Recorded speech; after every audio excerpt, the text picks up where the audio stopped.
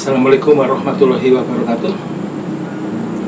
Kembali lagi kita berjumpa dengan Pak Edi dari Pondok Ikhtiar, hanya seorang muslim dari NKRI asal Banyuwangi. Telah didulur kapalnya muga-muga seger waras bisa jenggirat kabeh. Terima kasih pada subscriber semua yang tanpa saya sangka bisa mencapai 200 orang, dan penontonnya setiap 2 hari bisa mencapai lebih dari 1000 orang.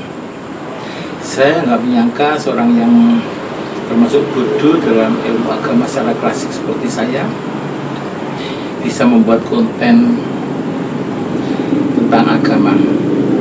Dan ini membuktikan bahwa Allah memberikan Islam agama yang mudah dimengerti oleh berbagai level pemikiran. Untuk kali ini kita bicara tentang masalah kesombongan. Karena ternyata kesombongan, cukup dengan satu kesombongan saja bisa memasukkan makhluk Allah yang taat, bertasbih, memuji, memuliakan Allah, sangat banyak amalannya, pahalanya, hanya dengan satu kesombongan saja bisa menjerumuskan ke neraka. Apalagi buat manusia macam kita yang mungkin merasa bangga karena keturunannya, karena sanatnya, karena kepintarannya, karena kekayaannya, karena ketampanannya, karena kecantikannya, dan akhirnya menyombongkan diri dan kemudian berani membangkang perintah Allah, mempertanyakan Allah, maka yang diterima adalah masuk neraka.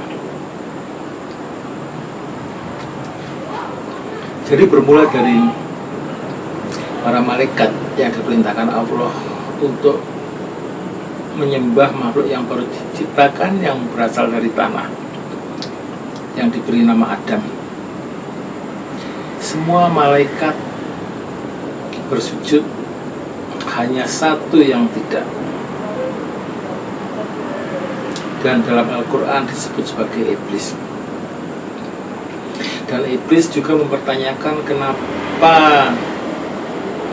manusia yang nantinya membuat kerusakan di muka bumi, membuat pertumpahan darah di muka bumi, dijadikan khalifah di muka bumi ini. Maka jawabannya Allah adalah, saya tahu apa yang kamu tidak tahu. Dan iblis pun karena sombongnya, karena angkuhnya, tidak meminta maaf pada Allah, hanya meminta penundaan waktu kematian hingga akhir kiamat nanti. Dan itu diterima Allah karena, dan tujuan iblis adalah menggoda manusia dari depan, dari belakang, dari kiri kanan, dari semua sudut. Tujuannya cuma satu dan sangat sederhana: membawa manusia ke neraka. Nanti kita bahas sendiri masalah ini, bagaimana teknik iblis membuat manusia bisa ke neraka. Jadi yang jelas, ada baiknya buat kita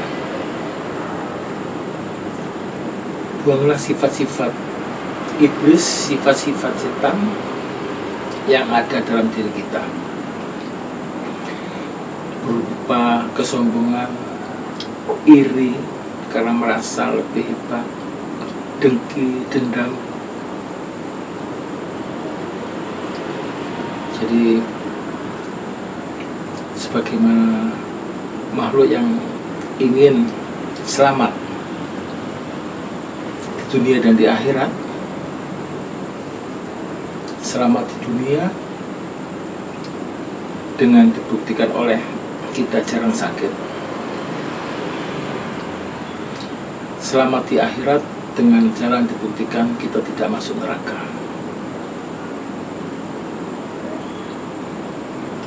Jadi telah kita kupas di sebelumnya, untuk menghindari sakit, caranya dengan berakhlak islami, selalu tawadhu, selalu rendah hati, apalagi di hadapan Allah, dan merasa tidak ada daya pun yang bisa kita lakukan tanpa seizin Allah. Kita juga harus berusaha tidak musyrik, karena kemarahan Allah itu adalah tidak meminta pada Allah. Sedangkan saat ini untuk kesembuhan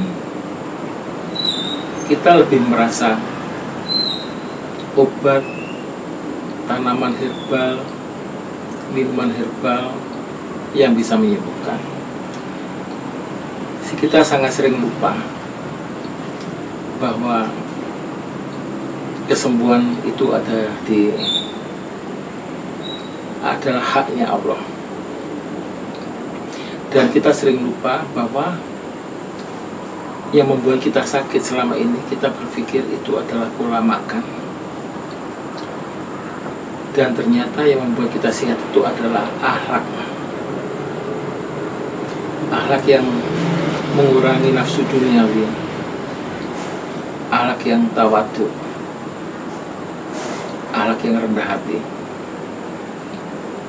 selalu taat, selalu bertakwa, dan beramal soleh pada Allah.